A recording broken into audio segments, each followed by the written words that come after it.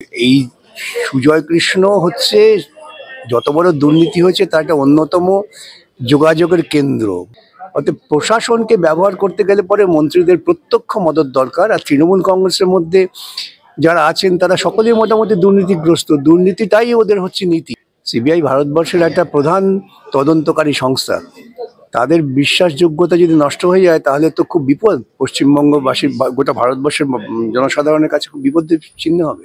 সঞ্জয় তো প্রথম দিন থেকেই বলছেন, এবং সেজন্যই তো দেখবেন হয়তো সেই সময় আমি বলেছিলাম যে এই কথার সূত্র ধরেই সিবিআই এর আরো তদন্ত করা দরকার। তার তো বলার অধিকার আছে আইনত, সেখানে সে যদি এই বক্তব্য রেখে থাকে এবং সেই বক্তব্যের পক্ষে যদি সে কোনো সাক্ষ্য প্রমাণ তথ্য দিতে পারে তাহলে সেটা তো মারাত্মক ব্যাপার দাঁড়াবে। যে সিবিআই কে স্বাধীনভাবে তদন্ত করতে দেয়া হয় কি? এই দুর্নীতিটা হচ্ছে সরকার পোষিত দুর্নীতি। মাত্র 4 দিন কালীঘাটের কাউকে নিজেদের কাছে রেখেই ভয়ে সিবিআই বলছে আর রাখবো না, কি বলবেন? তার কারণ হচ্ছে যে চিত্রনাট্য তৈরি করেছেন তাতে এখন সুজয় কৃষ্ণ ভদ্র যে পথে গেছেন তিনি তো আত্মহত্যার পথে যাচ্ছেন। কোনো কারণে যদি সিবিআই কাস্টাডিতে উনি মারা যান তাহলে তো সামগ্রিকভাবে গোটা জিনিসটা নষ্ট হয়ে যাবে। সেজন্য আদালতের কাছে সিবিআই বক্তব্য বলেছেন যে উনি যে আচরণ করছেন সে আচরণে তো কাস্টাডিতে রাখা বিপজ্জনক হয়ে যাবে। কিন্তু আদালতকে এখন কঠোর ব্যবস্থা নিয়ে যাতে ঠিকমতো তদন্ত হয় এবং উনি তদন্ত অসহযোগিতা করলে পারে তার যে আইনের বিধান আছে সেই অনুযায়ী কাজ করতে হবে সিবিআইকে। কোথাও গিয়ে কি সিবিআই সন্ত্রস্ত হয়ে এই পদক্ষেপ না, নিচ্ছে? হতেই পারে, কিছু বলা যায় না। কেন আমরা এই সুজয় কৃষ্ণ হচ্ছে যত বড় দুর্নীতি হয়েছে তার একটা অন্যতম যোগাযোগের কেন্দ্র। তার সঙ্গে সরাসরি অভিষেক, মমতা এদের স্পষ্ট সম্পর্ক আছে। এবং সুজয় কৃষ্ণ সেই সাক্ষীটা যদি কোনো কারণে নষ্ট হয়ে যায়, যেটা পরিকল্পনা করতে পারে তৃণমূলীরা বিভিন্ন বুদ্ধিশুদ্ধি দিয়ে ওকে এই জগৎ থেকে সরিয়ে দেওয়ার পরিকল্পনা করতে পারে, তাতে গোটা মামলাটাই নষ্ট হয়ে যাবে। সে কারণেই হয়তো সিবিআই তদন্তকারীরা যুক্তিসঙ্গতভাবে মনে করেছেন আদালতের কাছে বিষয়টা পেশ করে দেওয়া।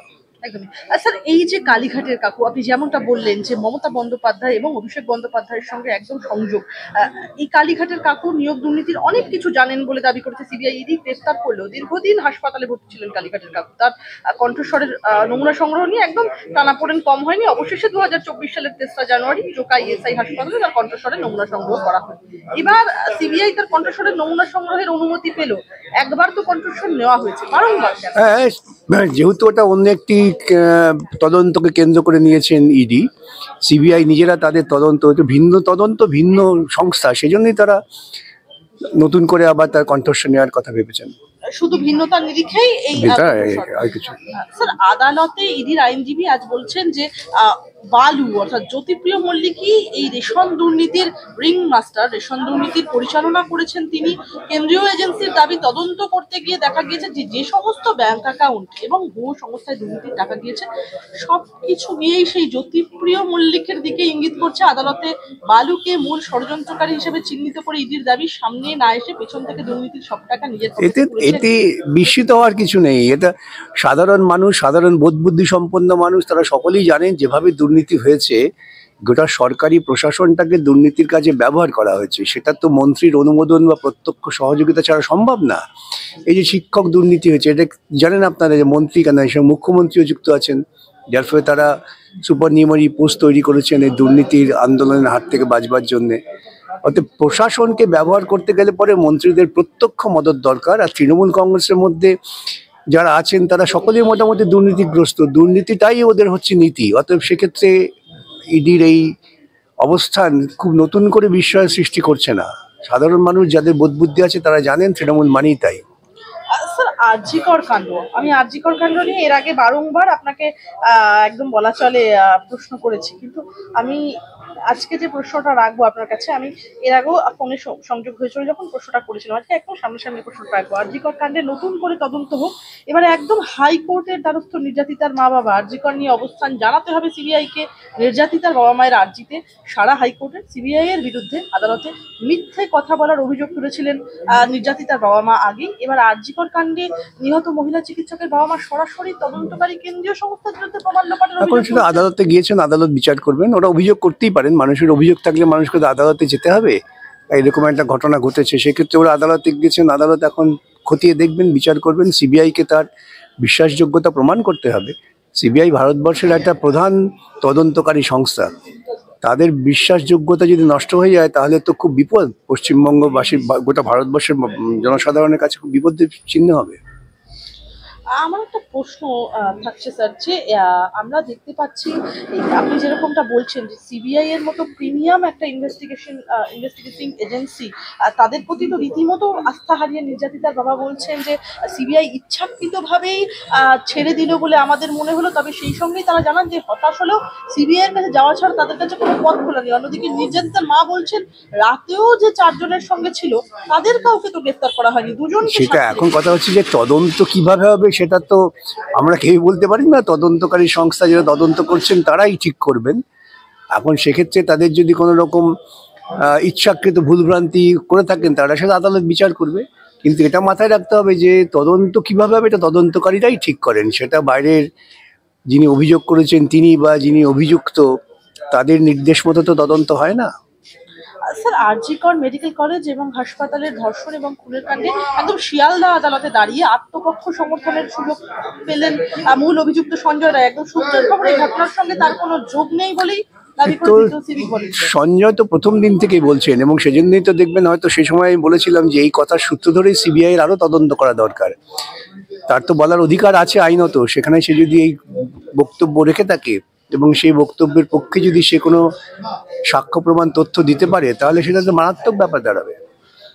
স্যার, আমরা দেখছি সঞ্জয় রায়, যে সঞ্জয় রায় একদম মূল অভিযুক্ত হিসেবে তাকে একদম প্রথম দিনই কাঠগড়ায় দাঁড় করিয়েছিল কলকাতা পুলিশ, এবং পরবর্তীকালে 90 দিনের মাথায় সিবিআইও সেই কোথাও গিয়ে সেই তদন্তেই শিলমোহর দিল বলা চলে।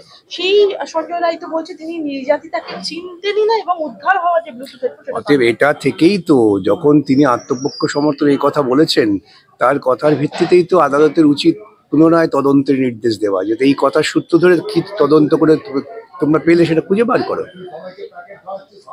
আমার একটা প্রশ্ন রয়েছে স্যার, এই যে নির্ধারিত 90 দিনের মধ্যে সিবিআই চার্জশিট কোথাও গিয়ে দাখিল করতে না পারায় ধর্ষণ এবং খুনের মামলায় আরজি কর মেডিকেল কলেজ এবং হাসপাতালের তৎকালীন যে প্রিন্সিপাল সঞ্জীব ঘোষ এবং টালা থানার তৎকালীন ওসি অভিজিৎ মণ্ডল জামিন পেয়ে গেছেন, এর পেছনের অঙ্ক কি বলে?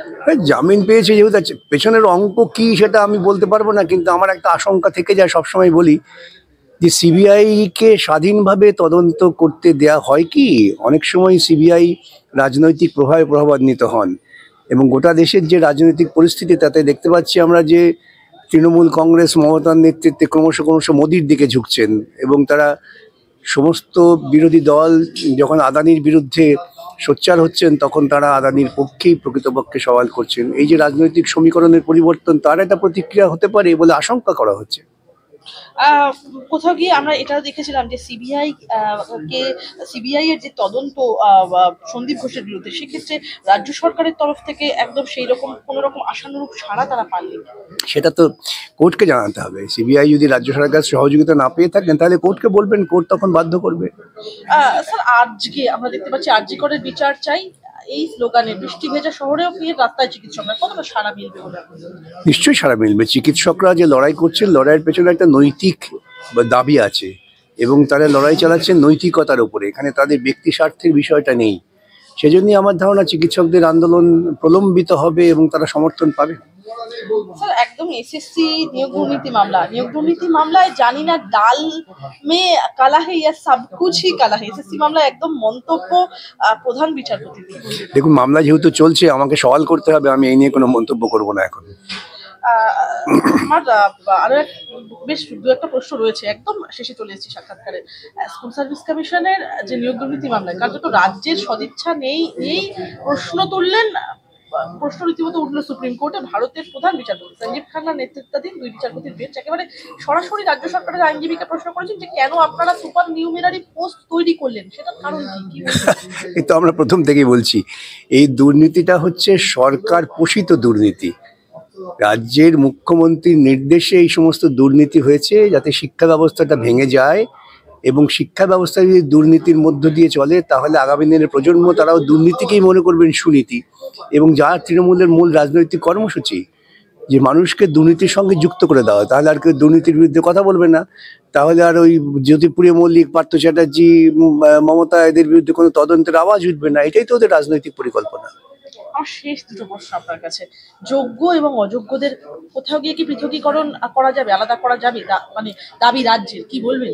গেলে তোর হাইকোর্টই দিতে পারতো, হাইকোর্ট তো বহু সুযোগ দিয়েছে ওদের যে তোমরা যোগ্য অযোগ্য পৃথকীকরণ করো। ওর হাইকোর্টের কাছে তো কোনো কিছু হাজির করতে পারেননি, এখন হঠাৎ করতে পারি বললেই তো হবে না, করতে পারে যুক্তিসঙ্গতভাবে ব্যাখ্যা দিয়ে সেটাকে হাজির করতে হবে।